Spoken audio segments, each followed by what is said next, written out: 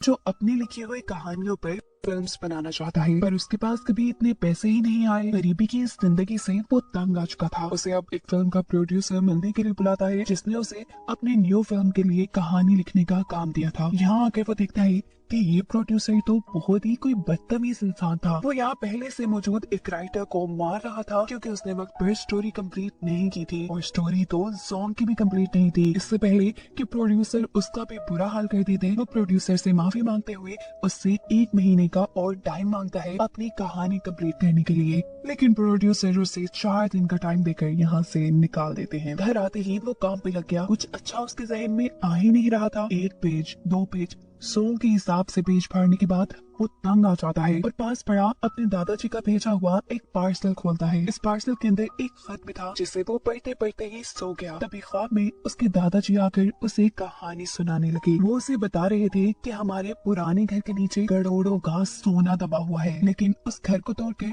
वहाँ अब जेल बना दी गई है। सोना ठीक कुएं के पास दबा था। ये सारी कहानी सुनते ही जोंग को होश आ गया। होश में आते ही जब उसने दादाजी का पार्सल देखा तो उसमें उस घर का नक्शा था, जो सच में जेल के नक्शे से मिल रहा था। यानी ख्वाब में जो कुछ उसने देखा, जो कुछ उसके दादा ने बताया, वो झूठ नहीं था। यानी जोंग की तो एक बड़ी लॉटरी लग गई थी। अब तो वो दिनों में अमीर हो जाता। लेकिन मसला ये था कि सोने को हासिल करने के लिए उसे जेल जाना पड़ता। बुरे काम तो कभी उसने किए नहीं थे। अब जेल जाने के लिए वो क्या करता है कि अपने नेबर्स का लैपटॉप चुरा कर नीचे गिरा कर तोड़ देता है। उससे में उसके नेबर्स उसे पुलिस में अरेस्ट करा देते हैं और फाइनली वो जेल में पहुंच जाता है। जेल में तो सभी कहती किसी की बर्थडे पार्टी बना रहे थे, और ये था ग्रैब। ग्रैब उसके पास आकर उसे भी पार्टी में शामिल होने को कहता है और बताता है कि एक जमाने में उसका भी जोंग नामी एक अच्छा दोस्त था। ग्रैब बिना उसकी बात सुने उसे अपना दोस्त बना लेता है और कहता है कि अब से तो मेरे दोस्त होना, इसलिए तुम्हारी हिफाजत की सारी जिम्मेदारी अब मेरी। तुम्हें यहाँ कोई नुकसान नहीं पहुंचा पाएगा। जिसके बाद अब हमें दिखाया जाता है कि जोंग इस जेल का विजिट कर रहा है, गौर से देख रहा है और वो जगह ढूंढने की कोशिश कर रहा है जहाँ सोना दबा हो सकता है। जिस वक्त पर उसे यहाँ एक और कैदी मिलता है, जो उसे बताता है कि इस जेल में 2 ग्रुप्स बने हुए हैं। एक ग्रुप ग्राहक का था तो दूसरा ग्रुप था बाओ का। बाओ जो कि एक बहुत ही खतरनाक कैदी था, सभी लोग उससे डर कर रहते थे। जबकि दूसरी तरफ था ग्रैब, जो कि बहादुर होने के साथ साथ अच्छा भी था। वो अपने ग्रुप के किसी भी बंदे का किसी भी किस्म का नुकसान होने नहीं देता था। वो हर तरह से उनकी हिफाजत करता था। इस कैदी से ये सारी कहानी सुनने के बाद जोंग कहता है, अरे नहीं नहीं, मुझे किसी ग्रुप में नहीं शामिल होना। वो लोग बातें कर ही रहे थे कि अचानक कुछ कैदी उसको पकड़कर बाओ के सामने ले आते हैं। ये असल में बाओ के ग्रुप के लोग थे, जो उसे टॉर्चर करते हैं, कभी उसे मारते हैं तो कभी उसका मुंह पानी में डुबाते हैं। और ये सारे काम वो इसलिए कर रहे हैं कि डर कर जोंग बाओ का ग्रुप ज्वाइन कर ले। जोंग के साथ साथ यहाँ आए सभी कैदी टॉर्चर से तंग आकर उनके ग्रुप में शामिल होने का फैसला कर लेते हैं। अब बाओ के ग्रुप का रूल था कि जो भी नया बंदा उनके ग्रुप में एंटर होता, उसे बाओ की थूकी हुई चाय पीनी पड़ती थी। सारी कैदियों से डरा धमका कर ये काम करवा लिया जाता है। और जब बाओ की वो गंदी थूक वाली चाय पीने का टाइम आता है तो अचानक कोई उसके हाथ से कप गिरा देता है। ये और कोई नहीं था बल्कि ग्रैब था। वो बाओ से कहता है कि जोंग मेरे ग्रुप का बंदा है, क्योंकि वो मेरे रूम में रहता है, इस लिहाज से तो उसके ऊपर कोई जबरदस्ती नहीं कर सकते। ग्रैब और ग्रैब के लोग जोंग को अब यहाँ से लेकर चले जाते हैं और जोंग के उसके हाथ से निकल जाने की वजह से बाओ को यहाँ आ जाता है गुस्सा, जिसका मतलब वो अगले दिन उसके खाने में कॉकरोच मिला कर लेता है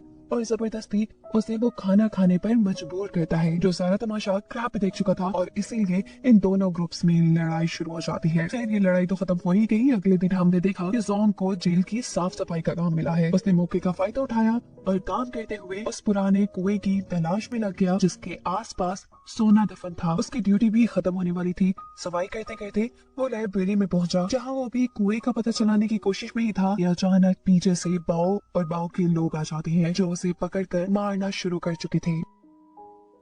मार मार कर वो उसका बुरा हाल कर देते हैं। और अगले सीन में दिखाया जाता है कि ग्रैब यानी जोंग का दोस्त जोंग के लिए काफी परेशान है, क्योंकि वो ड्यूटी खत्म होने के बाद भी अपने सेल में वापस नहीं आया। उसे यकीन था कि इस सब के पीछे जरूर बाओ का ही हाथ होगा। वो बाओ के पास जाकर उससे जोंग का पूछता है। जवाब में बाओ कहते हैं, अरे रे तुम्हारा दोस्त नहीं मिल रहा। मैं बता तो सकता हूँ कि वो कहाँ है, पर तुम्हें मेरी एक शर्त माननी पड़ेगी, तुम्हें मेरी थूकी हुई चाय पीनी पड़ेगी। ग्रैब जिस जोंग की बहुत ज्यादा फिक्र थी, ना चाहते हुए उसे बाओ की बात माननी पड़ती है। जिसके बाद बाओ के लोग उसे बताते हैं कि जोंग कचरे के डब्बे में है। बिना वक्त जाया किए ग्रैब और उसके सभी साथी जैसे ही कचरे के बॉक्स के पास जाते हैं तो जोंग उन्हें अंदर बंद मिलता है। उसके मुंह को एक प्लास्टिक क्रैब से बंद किया गया था, जिसकी वजह से वो कुछ ही देर में मर जाता। पर शुक्र है कि यहाँ क्रैब आ गया। क्रैब अपने दोस्त के साथ होने वाली ज्यादती और अपनी बेइज्जती का बदला अब बाओ से लेने का फैसला कर लेता है, और इस बात के लिए अब जोंग भी तैयार है। इसलिए नहीं कि बाओ ने उसे मारा तो उसने कोई बाओ के साथ दुश्मनी बना ली, बल्कि उसका तो सारा फोकस अपने मिशन पे यानी सोने को हासिल करने पे है। वो सोच रहा था कि अगर इन दोनों ग्रुप्स की लड़ाई हुई तो उसे अच्छा खासा वक्त मिल जाएगा यहाँ जेल के अंदर सोने की जगह ढूंढने का। अगले सीन में दोनों ग्रुप्स की लड़ाई हो जाती है। सभी आपस में लड़ रहे थे। गार्ड्स इनको बचाने की कोशिश में लग जाते और मौका पाते ही सिक्योरिटी गार्ड से जोंग स्टोर की चाबी चुराते हुए स्टोर की तरफ बढ़ता है। पर इससे पहले कि वो स्टोर को खोल पाता, पीछे से बाओ और उसके हाथ में आकर उसकी खूब फेंटी लगाते हैं। लड़ाई करने की वजह से अब क्रैब, जोंग और बाओ को सबसे अलग-अलग जेल में बंद कर दिया गया था, जहाँ रहते हुए जोंग अपना मकसद पूरा नहीं कर सकता था। उससे में यहाँ पर जोंग क्रैब से कहता है कि यार बस करो, मुझे तुम्हारी मदद की जरूरत नहीं, तुम मेरे लिए नहीं लड़ा करो, मैं अपनी हिफाजत खुद कर सकता हूँ। जब से तुम मेरी जिंदगी में आए हो मेरी जिंदगी मुश्किल हो गई है। ये सारी बातें क्रैब को उदास कर गई थी। वो तो जोंग को अपना दोस्त मानता था। वो जोंग को अब अपनी कहानी सुनाता है कि क्यों वो जोंग की हमेशा इतनी केयर करता है। उसका जो पुराना जोंग नामी दोस्त था, उसने क्रैब को गैंगस्टर्स से बचाने के लिए अपनी जान दे दी थी। क्रैब को जोंग के अंदर उसका पुराना दोस्त नजर आता था। वो बताता है कि उसके मरने के बाद मैंने उस दिन से कसम खा ली कि जैसे मेरे दोस्त ने मेरी जान बचाई है, ऐसे ही हमेशा मैं अपने साथियों का ख्याल रखूंगा।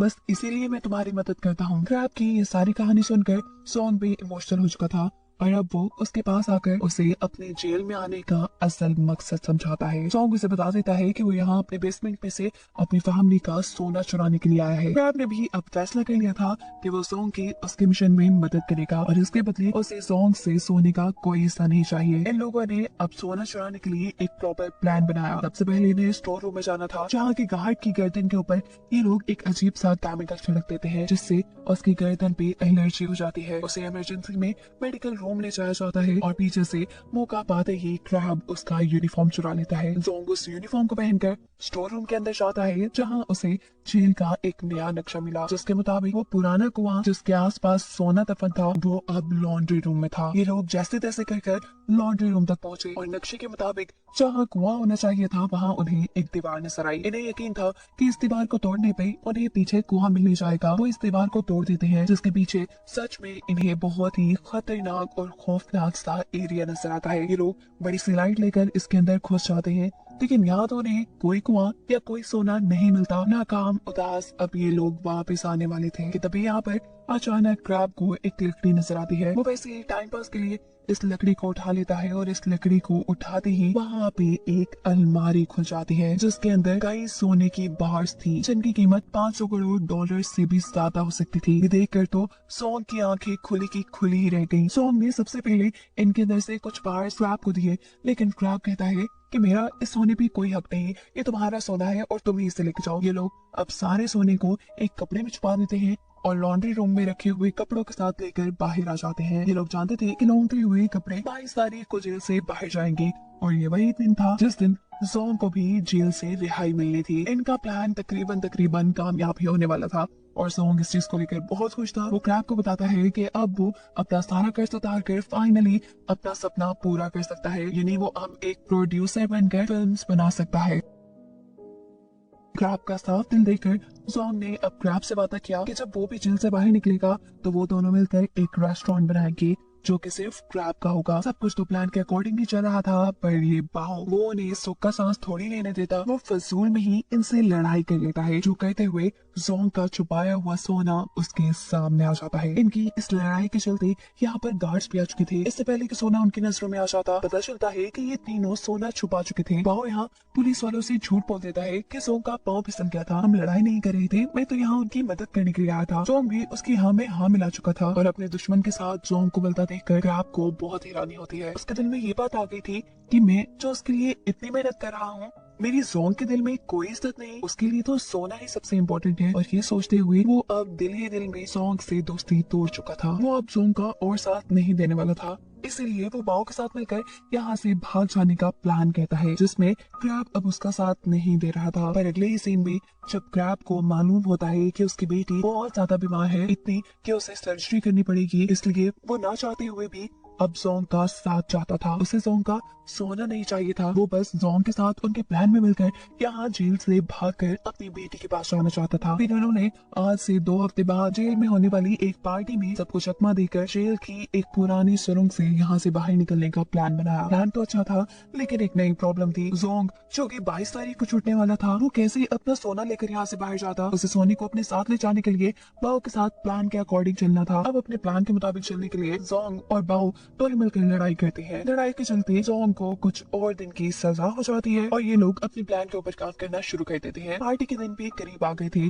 इन्होंने क्लोरीन गैस से गुब्बारे फुलाए, जिसके अंदर ये लोग आग लगाकर सब लोगों को डाइवर्ट कर सकते थे। जिस वक्त यहाँ पर इंस्पेक्टर अपनी स्पीच कर रहे थे, तभी जोंग और बाओ ने सभी गुब्बारों में किसी बॉम्ब की तरह आग लगा दी। मौके का फायदा उठाते हुए ये लोग उस टनल की तरफ निकल गए जहाँ से दूसरी तरफ समुद्र था। टनल में चलते चलते इनके सामने अब वो दरवाजा भी आ चुका था जिसकी दूसरी तरफ समुद्र था। दूसरी तरफ गार्ड्स को भी ये पता चल गया था कि 3 कैदी गायब हैं और ये सब जो कुछ यहाँ हुआ है वो जरूर इन कैदियों का ही किया धरा है। जहाँ इन लोगों ने अपने बनाए हुए एक बॉम्ब के जरिए जहाँ वो बड़ा सा दरवाजा तोड़ दिया जिसके दूसरी तरफ समुद्र था। बाहर बाओ के आदमी कश्ती लिए तैयार थे। अब फाइनली बस इन्हें यहाँ से भागना था, लेकिन इस वक्त पर बाओ दोबारा इन्हें धोखा देता है। वो अपना चाकू निकालकर इन दोनों को यहाँ कत्ल करने वाला था, क्योंकि उसके दिल में लालच थी। वो सारा सोना खुद हासिल करना चाहता था। इससे पहले कि बाओ क्रैब को मार देता, जोंग उसके सामने आ चुका था और इसीलिए वो बहुत ज्यादा जख्मी हो गया था। दिखाया जाता है कि इसके बाद इन तीनों के दरमियान भी लड़ाई शुरू हो जाती है। बाओ जो कि खतरनाक क्रिमिनल था, उन्होंने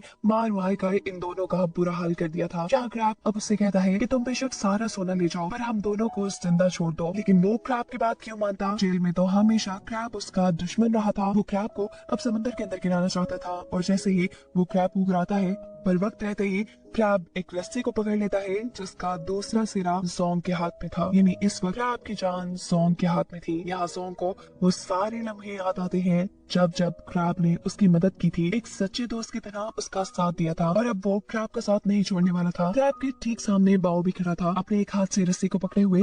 क्रैब उसे चकमा देते हुए जल्दी से पानी में गिरा देता है और दूसरी तरफ जोंग अपना पूरा जोर लगाते हुए अपने दोस्त क्रैब को समुद्र में गिरने से बचा लेता है। बाओ तो मारा जा चुका था और इनके सेफली जेल में वापस आते ही यहाँ सिक्योरिटी गार्ड्स भी उन्हें ढूंढते हुए आ चुके थे, जिन्हें देखकर ये दोनों अपने आप को शराफत से उनके हवाले कर देते हैं। जेल से भागने की कोशिश की वजह से इनकी सजा थोड़ी बढ़ाई तो जाती है, लेकिन कहानी के आखिर में एक अच्छी चीज हमें ये बताई जाती है कि क्रैब जिस वजह से इस जेल से भागने जा रहा था वो वजह खत्म हो चुकी थी। यानी उसकी बेटी का इलाज अच्छे से हो गया था। और दूसरी तरफ जो सारा सोना ये लोग यहाँ से लेकर भागने वाले थे, गवर्नमेंट उस सोने के वारिस का पता चलाते हुए ये ऐलान करती है कि ये सोना जोंग के ग्रैंडपा का था और क्योंकि अब वो इस दुनिया में नहीं रहे, इसीलिए सोने का असल हकदार सिर्फ जोंग ही है। उसका अब अमीर होने का सपना पूरा हो गया। वो जैसे चाहता था अब वो वैसे जिंदगी गुजार रहा है। वो एक प्रोड्यूसर बन चुका है और अपनी ही लिखी हुई कहानियां अपने ही तरीके से फिल्म करता है। उसने